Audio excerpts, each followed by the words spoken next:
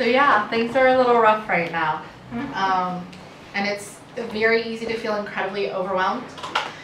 But we're in a position where, due to social media, we know of organizations that are already boots on the ground doing the right work in the right places. So the organization we're raising money for right now has been working in Texas for years. They are able to scale up to any level of donation and still make a difference.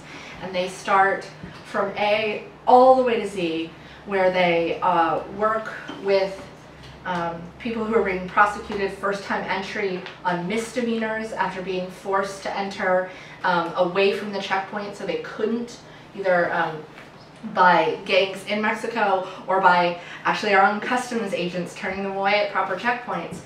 So they couldn't apply for asylum at the right place. So then they get picked up on misdemeanors and they get imprisoned because they can't afford a bail bond of $500 to $1,500 to get out until their hearing. And they end up in prison for an indefinite amount of time because the way our immigration system works, we don't actually have a deadline for when they can be seen. They also don't get an attorney because it's not part of the Department of Justice, and they don't necessarily get an interpreter. And because they're in jail, they can't take care of their kids. So their kids have been seized from them, sent across the country with some of the very youngest children in 3 tender care facilities in South Texas, with a 4th one to open.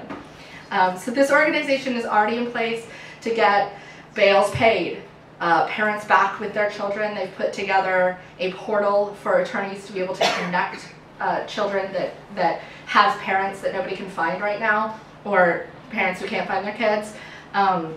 They get interpreters, they get lawyers, they get health care if they need it, because a lot of these kids are now coming out of these jail-like situations with the kind of communicable diseases you find when you treat people like dogs in the pound.